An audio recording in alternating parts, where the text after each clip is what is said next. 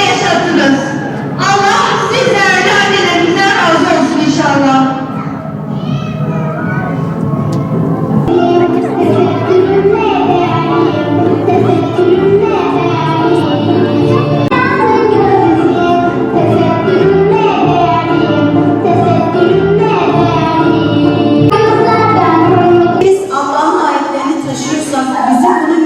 Yerine getirmemiz gerekiyor. Yani bu örtülme şekli Allah-u Teala'nın bize emrettiği şekilde örtüldükten sonra Allah'ın bir ayetini başımızda taşıdıktan sonra geriye kalan bütün ayetleri uygulama vazifesini de yüklenmiş oluyoruz.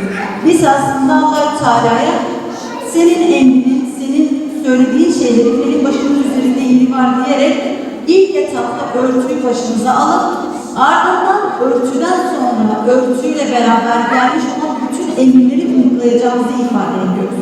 Bundan dolayı Müslüman bir bayan örtüsünü üzerine aldıktan sonra bu şu demektir: ben yeryüzünde senin dinini bir bayan olarak temsil edeceğim Allah'ım. Yani ben bir bayan olarak bu şekilde dışarıdan madem bu şekilde görünüyor, bu şekilde insanlar bana Müslümanım kimliğiyle bakıyorlar, o zaman ben üzerine bunu yüklendikten sonra yeryüzünde senin bütün emirlerini uygulamak için elimden geleni yapacağım.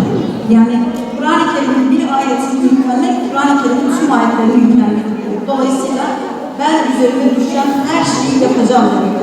O zaman bizim örtümüz, bizim örtümemiz ne bir duruştur aynı zamanda. Bizim İslam duruşumuz, bizim Müslüman inancında olduğumuza dair bir kanıttır. Müslüman olduğumuzun en önemli belirtisi bizim başörtülerimizdir arkadaşlar. O zaman bizim Allah-u Teala'nın çağın dayatmalarına karşı üzerimizi güzel bir şekilde taşımamız gerekiyor.